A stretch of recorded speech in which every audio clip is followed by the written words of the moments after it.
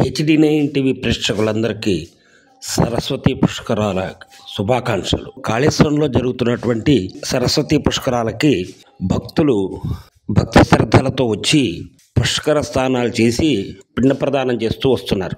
HD9 TV పుష్కరాల ఏర్పాట్లపై కాళేశ్వరం మొత్తం తిరిగింది.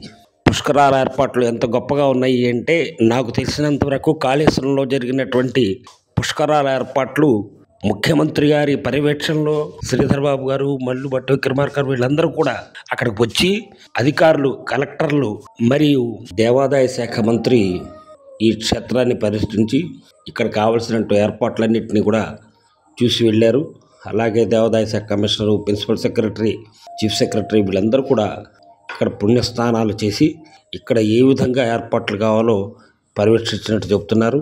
అక్కడ గ్రామస్తులు అయితే ఎంత గొప్పగా సహకరిస్తున్నారు అంటే, వచ్చిన వాళ్ళకి వసతులు వాళ్ళు ఫ్రీగా ఏర్పాటు చేస్తున్నారు. గ్రామస్తులు వాళ్ళ ఇళ్లలోకి వచ్చిన వాళ్ళందరికీ కూడా భోజన సదుపాయం ఏర్పాటు చేస్తూ, అక్కడ ఉన్నటువంటి వసతులు సరిపోకపోతే టెంట్లు వేసుకుని టెంట్ల కింద పడుకుని ఎంత చేసినా కూడా అక్కడ మరుగుదొడ్లు సదుపాయం కానివ్వండి, మంచినీటి సదుపాయం, మజ్జిగ ఇస్తున్నారు.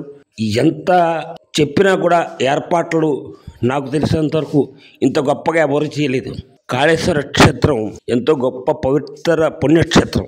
దాని గురించి ఆ వివరాలు మరో వీడియోలో మీకు తెలియపరుస్తాను. ఇటువంటి క్షేత్రం భారతదేశంలో ఎక్కడా లేదు.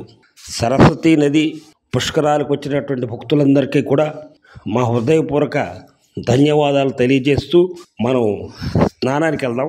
అక్కడ జరుగుతున్నటువంటి ఏర్పాట్లు ఒక్కసారి పర్యవేక్షిద్దాం.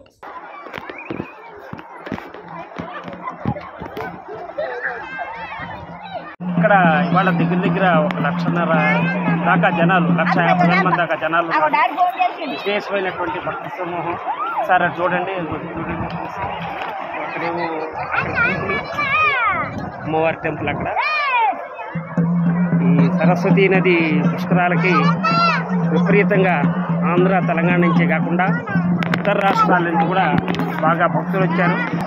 చూస్తున్న HD9 టీవీ ప్రేక్షకులందరికీ కూడా సరస్వతి నది పుష్కరాల గురించి, తెలంగాణలో జరుగుతున్నటువంటి ఈ పుష్కరాల గురించి చెబుదామని చెప్పేసి ఇవాళ మేము